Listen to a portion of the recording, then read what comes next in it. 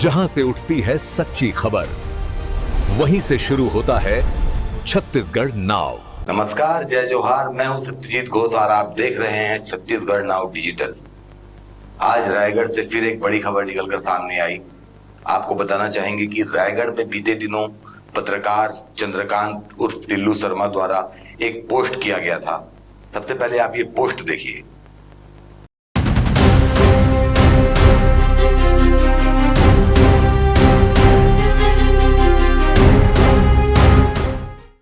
तो देखा आपने ये पोस्ट। इस पोस्ट के बाद एक विवाद छिड़ गया। भोजपुरी समाज ने पत्रकार चंद्रकांत टिल्लू शर्मा के खिलाफ मोर्चा खोल दिया और 2 दर्जन से अधिक भोजपुरी समाज के लोग एसपी ऑफिस पहुंचे और एसपी को ज्ञापन सौंपकर टिल्लू शर्मा के ऊपर धार्मिक भावनाओं का आहत करने का आरोप लगाया और उसके ऊपर कार्रवाई करने की मांग की। 2 दिन बाद फिर भोजपुरी समाज के 2 दर्जन से अधिक लोग आज एसपी ऑफिस पहुंचे और वहां नारेबाजी करते हुए पुलिस अधीक्षक को ज्ञापन सौंपा और पत्रकार टिल्लू शर्मा के ऊपर कार्रवाई करने की बात कही। पुलिस अधीक्षक ने भी आश्वासन दिया कि कार्रवाई की जाएगी और चंद घंटों के भीतर ही चंद्रकांत टिल्लू शर्मा के ऊपर एफआईआर दर्ज कर लिया गया। आपको बताना चाहूंगा मैं, चंद्रकांत टिल्लू शर्मा के ऊपर 299 और 196 बीएनएस की धारा के तहत एफआईआर दर्ज की गई है। ये दोनों ही धाराएं हमसे वकीलों ने कहा कि दोनों ही धाराएं जो है वो नॉन अवेलेबल है, गैर जमानती है। चलिए सबसे पहले आपको दिखाते हैं कि भोजपुरी समाज ने जब ज्ञापन दिया तो क्या कहा उन्होंने। ये हमारे छठी मैया के ऊपर गलत टिप्पा टिप्पणी कोई टिल्लू शर्मा जी द्वारा किया गया, उसके विरोध में आए थे एसपी साहब के पास हम लोग। और एसपी साहब से निवेदन बोलिए, निवेदन प्रशासन नहीं बोला जाता है, बाकी तो हम लोग कर लेंगे जो करना होता है। अगर प्रशासन कार्रवाई नहीं करती है 2 दिन में तो एसपी साहब ने सकारात्मक जवाब दिया कि नहीं एफआईआर कराइए, हम उनको गिरफ्तार करेंगे। तो समाज के प्रबुद्ध लोग सब साथ में सब संतुष्ट अभी एफआईआर कराने जा रहे हैं। और शर्मा जी को भी मैं आप लोगों के माध्यम से एक वार्निंग दे रहा हूँ कि ऐसा ना करें। रायगढ़ शांत शहर है, सब समाज के लोग रहते हैं, मिल के रहते हैं। आपको उसका उदाहरण है, छठ के दिन चलिए, छठ घाट सब जगह बिहार यूपी वाले से अधिक अदर समाज के लोग उसमें आके चढ़ बढ़ के हिस्सा लेते हैं, प्रसाद देते हैं, चढ़वाते हैं, डाला चढ़वाते हैं। कई एक लोग छत्तीसगढ़ के लोग किरोड़ी मल में छठ पूजा कर रहे हैं, ये महापर्व है, विदेश में हो रहा है। उसके बाद इस प्रकार का टिप्पा टिप्पणी करना वो अच्छी मानसिकता ठीक नहीं है। और मेरा उनको वार्निंग निवेदन सब है कि वो सुधर जाए, नहीं तो समाज सुधार देगा। इससे पूर्व भी आप लोग आवेदन दिए थे, समय के बाद अगर गिरफ्तारी नहीं होती तो क्या प्लानिंग रहेगी? उसके बाद समाज आंदोलन करेगा। इसके पूर्व भी आप लोगं ने पहली बार हाँ, उसमें एसपी साहब के 2 दिन का समय आप लोगों को दिया गया था। हाँ, दिया गया था। फिर से दिया जा रहा है? नहीं, समय नहीं, अब तो एफआईआर सीधा। और अगर नहीं होती है कार्रवाई तो आंदोलन करेगी समाज। किस टाइप का आंदोलन करेंगे? क्या हर एक टाइप का आंदोलन सड़क पर आके समाज करेगी। पुतला दहन, चक्का जाम, सारा काम करेंगे। कलेक्ट्रेट का घेराव करेंगे, एसपी साहब का फिर घेराव करेंगे। हर एक टाइप का शांतिपूर्ण आंदोलन होगा, उग्र नहीं होगा, शांति। तो देखा आपने भोजपुरी समाज ने जो ज्ञापन दिया, उनका कहना। अब हम आपको दिखाते हैं कि भोजपुरी समाज के ज्ञापन देने के बाद पुलिस अधीक्षक दिव्यांग पटेल ने क्या कहा। छठ पूजा समिति के हमारे सभी गणमान्य नागरिक अपनी तरफ से आवेदन लेके आए थे कि एक व्यक्ति के द्वारा छठी मैया का अपमान किया गया है और उसके खिलाफ कार्रवाई हो। और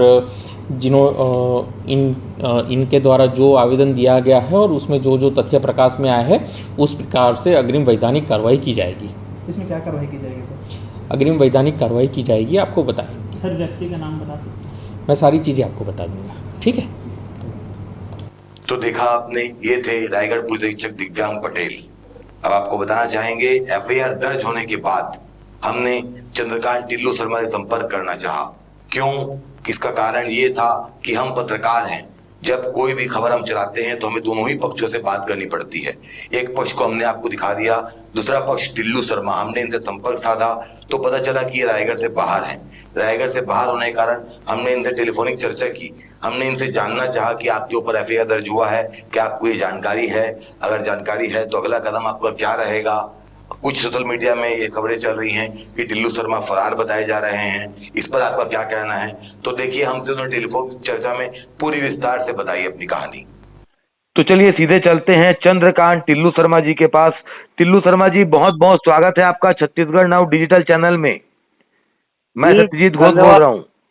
जी धन्यवाद सत्यजीत, बहुत बहुत धन्यवाद आपका। शर्मा जी, आपको जैसे जानकारी मिली होगी कि अभी सोशल मीडिया में भी चल रहा है कि आपके नाम से एफआईआर दर्ज हुआ है। आपने धार्मिक भावनाओं को भड़काया है, ऐसा आरोप लगा रहे हैं भोजपुरी समाज ने, और उन्होंने ज्ञापन दिया था आपके ऊपर बीएनएस की धाराओं के तहत एफआईआर दर्ज हुआ है। इस पर क्या कहना चाहेंगे आप, क्या पक्ष है आपका? जी मैं ये बोलना चाहूंगा कि मैंने जो सोशल मीडिया में पोस्ट की थी वो किसी भी तरह से किसी भी धार्मिक भावनाओं को ठेस पहुंचाने वाली नहीं थी। मैंने सीधा सीधा लिखा था कि अपने ऊपर लेके लिखा था कि मैं रोज नहाता हूँ, रोज खाता हूँ, रोज छठ पर्व मनाता हूँ।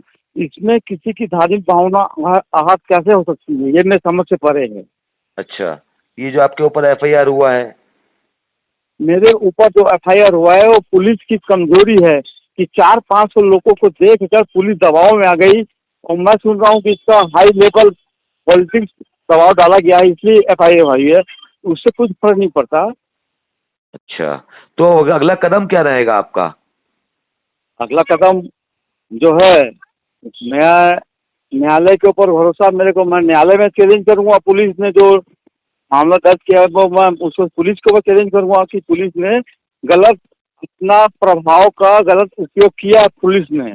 अच्छा, बगैर जांच किए, बगैर उसके, आपका कहना है कि बगैर जांच, बगैर किसी के दबाव में पहले उनको मेरा बयान लेना था, मुझसे बात करनी थी, तब उनको दोनों पक्ष को सुनना चाहिए।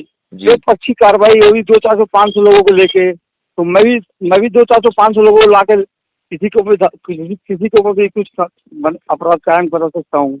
अच्छा, तो अंतिम सवाल मेरा ये है टिल्लू शर्मा जी, ये भी सोशल मीडिया में चल रहा है कि आप फरार बताए जा रहे हैं, तो क्या आप फरार हो गए हैं क्या?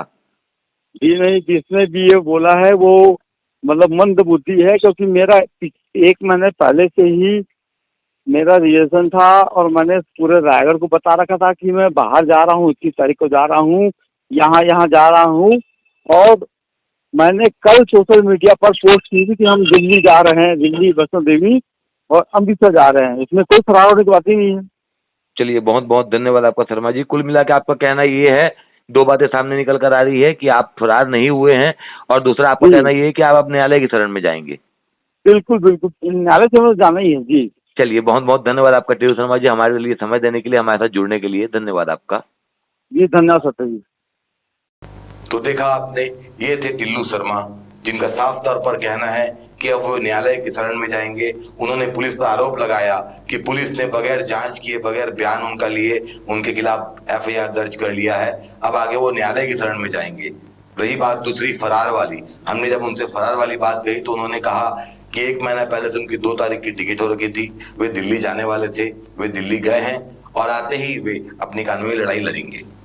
अब देखना लाजमी होगा कि भविष्य में इस पर इसका विराम कहाँ जाके लगता है।